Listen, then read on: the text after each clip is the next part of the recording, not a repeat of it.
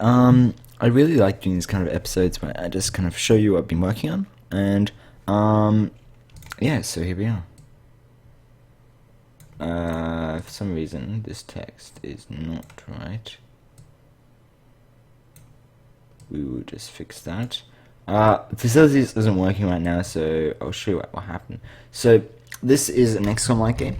There's two things I'll be showing you today, two different projects. I'll be showing you this project, which is very similar to the clock one, with a little bit more extension, and then there will be another project with moving. It's very, very basic, but this is still many hours of work. It's just, like, to build a game of that scale, it's very difficult, right? So it takes a long time. Regardless, there's a few other cool little things I want to show you. So anyway, so this is how you begin. I'll just show you, might as well show you this.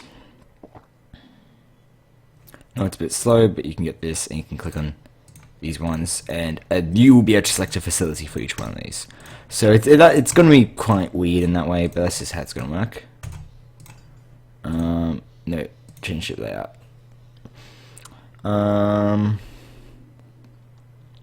You also have this time down here, and that's kind of cool. Guys, I'm going to show you something else. This is the so there's a few things here. This is science, and this is. I'm sorry for the GUI being marked up because it was made in a MacBook, so obviously the GUI isn't going to be perfect because I didn't do obviously too much good enough scaling. Guys, well, you might as well build the laser weapons, and you'll see it tick down, and we'll build the gas weapons. And one thing you'll notice is that I have this much, and there'll be a really cool little pop-up that will pop up once it's done. Oh yeah, because you can only ever research one at a time. That's why. Turn that off. Something else. And ta-da! That's kind of cool, isn't it? Yeah, I like it. And then it, for some reason, drifts around. And then goes. That's a little long, but oh well. Hopefully, there we go. There we go. Because by the way, it's on a queue if you don't remember. So how you probably don't know this, but this entire system runs on something called a queue, which I don't actually think was built when I did the clock system. No, the clock system did not have a queue. I'll go for the queue scripts in a second. So that's it. And then obviously you can, no, this one here, you can build things. You can build obviously more things at the same time and stuff like that. And there's an info tab that you can click on, stuff like that. Okay, so we're just going to go through a few things, and then we will jump over to the next stuff. Camera angles is very simple. A bunch of scripting. Basically, we just kind of rotate to the position. So you see, where are they? We'll turn off 2D. It's angle 1. So we rotate it, so it faces like this. And see these rotations. So you basically just make it equal to this very slowly. So we lerp it over the distance. That's all what this does. I know it seems a little bit more complex, but it's pretty simple. Next, zip change and zip part as what I'm working on right now. There's a few other things, such as vent queue system. This is my big one. Technically, we don't need this because when we are NQ, when we go for each one, we don't actually need remove event. So we might as well move that. So, there's two things. There's a constant event, which is a list, and there's actually a queue. And a queue is essentially, it's every second. Basically, it's fixed update. This could be update, doesn't matter. But all it really matters is every second it goes for each queue. It dequeues the last one on the list. Then it basically just, so this is what it can have. Each one has a function call. Each one has all the tags to call, or object names to call, and some parameters. Yeah, object's kind of confusing. It's a weird thing, but basically means you can have any parameters you want. It's kind of complex. No, that's something else. Obviously, very simple pop-up system. Very, very simple. Where was it? Is this one? Yes, this is how we change our research points and all that stuff. I'm not going to go through all the codes, but essentially what it does is this is the big thing where it just kind of goes through all your tech, and it just kind of basically sorts it out and displays it nicely. And this is the same for workshop. Let's just pause this player, and that's basically it. There's not much else really at it, right? It's just a bunch of scripts like that. So that's that system. I know it seems super simple. It really is, but that took probably, honestly, maybe 20. I probably only see 10 hours, maybe less, maybe 6, to do that, and that's a lot, right? I did have to make all the sprites and stuff, and this is quite simple. And how this works essentially, as you can see here, we have each of these segments cut up, so we can build on each of these individually. And they're only colored just so I kind of have an idea of where they are and stuff. But, you know, so you can build up things on this. So that's kind of cool. Now we're going to open a new project. It's a project that I've been trying out recently. And this is pretty darn cool. This uses quite a few different assets. So this won't, by the way, be in the description. You can't download this for a few reasons. One is because I'm using a bunch of assets. So that's not fair because you'd obviously get them for free. I think that's how it works. And the other is, we will actually change this to make it a bit nicer. Make it 2. No, make it like 4. Okay. So you can move 4 squares. 1, 2, 3, 4. So any path in what you can see here is viable. We'll turn off gizmos. Any path is viable. So you can click anywhere. And your character will move that to that square. He's run out of moves. He can't move anymore. Just for the sake of this, we're going to add a new button just so we can actually just go next turn. I should have done this beforehand. I forgot about it. Doesn't even matter where the button is, does it? We'll make it in the bottom corner.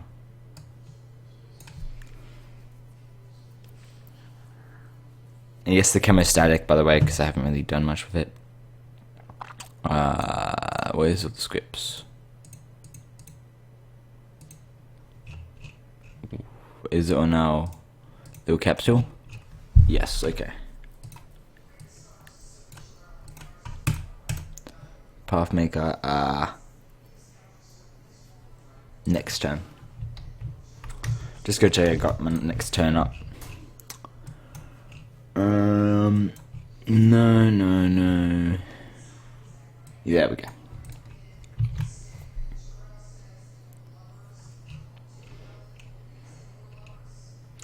So this is all using pathfinding, and right now, as you can see, there's actually only one script. Yeah. That's how simple it is. There's only one script. I managed to put it all in one script. I'm really happy about that. I mean, there's obviously the seekers and stuff, all that stuff, and there's obviously a few others as you see this map loader. This is a very cool plugin. I will show off just for the use. It's really good. I'm enjoying it. No, that's something else. This is what I'm talking about. In which you can build your own 3D maps really easily. You just run this special thing. You click on the map you want. Let it load in, and then you can click wherever you want. You can place it.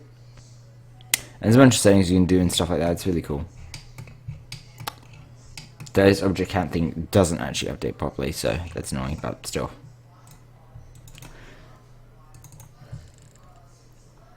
I think so. It doesn't update it properly because I seem to remember whenever I remove an object, it doesn't seem to update it. That's fine. So if we move one step here, you see that we actually only own 3 spots to move. If we restart it, that was weird. There we go. For some reason, it wasn't working. I must have actually clicked not like down here. That's right. Okay, let me just fix that, please. Sorry. Oh, and damn it. Vent systems.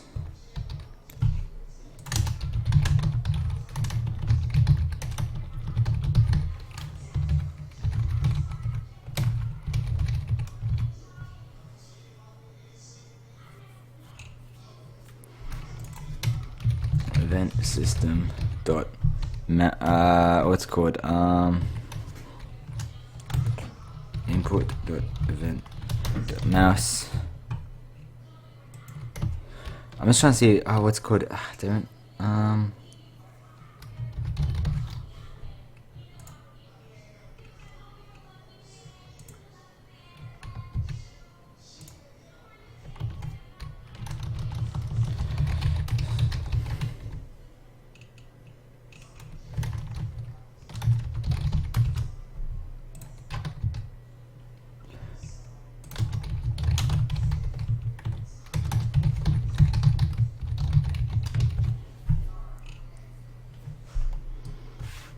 We're just going to do it this way. Super simple. Open up UMOBA, open up scripts.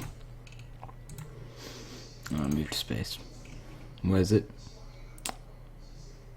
Event system.current is pointer over game object. That's what we want.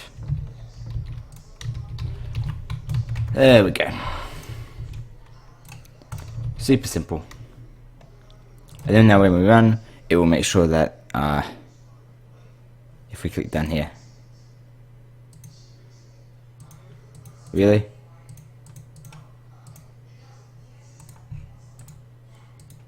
Just move this up here. It's super simple.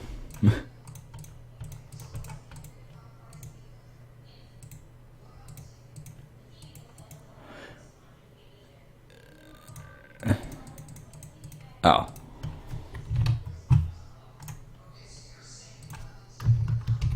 Oh. That's why. I guess it didn't need to be up there just because I'm stupid and did the wrong calculation. Okay, here we go.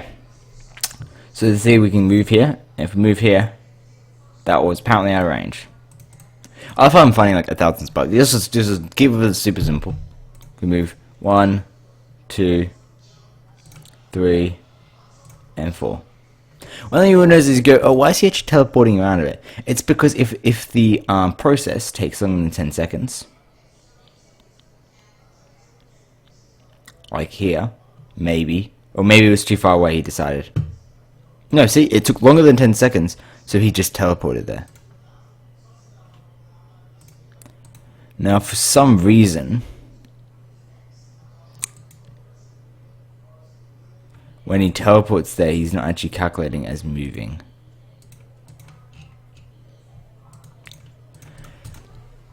I don't know how how I'm finding all these bugs, but I am. So, bugs, have fun. Regardless, you can still see how this works. It works really well, or it was working really well. And there was very few bugs, but apparently now there's a lot of bugs. It's mainly to do with the timer. Now it's fine.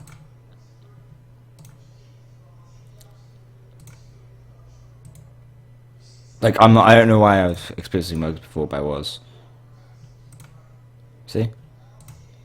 Or for some reason they didn't decide that was a move. Now that's a problem, and that's where you got to calculate a bit more. And the reason why there's problems is because this system is quite cheap. And I'll show you why. And this is actually very important. I've got a little bit of time left. So, how am I getting all these squares to look like this? Well, there's a few reasons. One is something called a projector, and I'm projecting an image onto all these squares, which is making it look like this. And the projector's orthographic size is how we're deciding how big it is. So essentially what you do is you get your movement and we double it, and that's how it works. This is cheap in a few ways, because one, it doesn't allow the more spherical kind of movement. Two, we have to basically see on some of these objects have a special layout, and it means it's annoying. And a third option is the fact that this is not actually a grid. So when we click to the square, what we're doing is we're actually just moving to the square. So what's the calculation cost? We don't know, because our current system is just finding, well, this is 8 long, but we don't care about that. We care about this is 1, 2, 3 squares. Slightly problematic. Now, there's no problem with that. I'm gonna have to build my own. I'm gonna build my own pathfinding system anyway, because I've got to build a thing called Juxtras, which is basically, it starts here. Oh no, it's a depth first search, I believe, and just slowly spirals our control like this instead of going straight for it. So it's kind of hard to explain. There'll be a better video of explaining this stuff, but essentially when I click here, you see that's how the path works. It just kind of, it would go straight to here, and it would probably go like this, and it would decide that's the fastest path. So it hits the wall here, so it tries to move down a bit, then goes across a bit, down a bit, then across. So you see what it does? It kind of goes greedy first, it calls it. Now that's fine for going to A to B, but we don't. The only reason we know these squares are available is not because we've done a test, but because we just go, well, we've got 10 movement. There's no calculation here. We don't know whether or not you can actually go to the square. Alright? And that's the only problem right now. Now, this is a good thing, is that, see, he got stuck here? It's fine, because once this time ticks down, he'll teleport. But there's a problem, he didn't actually use up any moves during that teleportation. Now, this is a simple bug, essentially. And that will be fixed very, very soon. But I hope you guys can kind of see how it works now. I did try to use newish rendering, like moving, but these places will be randomly generated, so that's not what I want. So that's why I didn't do it in the end. Guys, I hope you guys enjoyed this kind of video. It's kind of really cool, and I'm working covers very, very soon. I'm just probably going to build my own system first. Anyway, other than that, that's basically it. So, hope you guys enjoy the video. See you guys next time.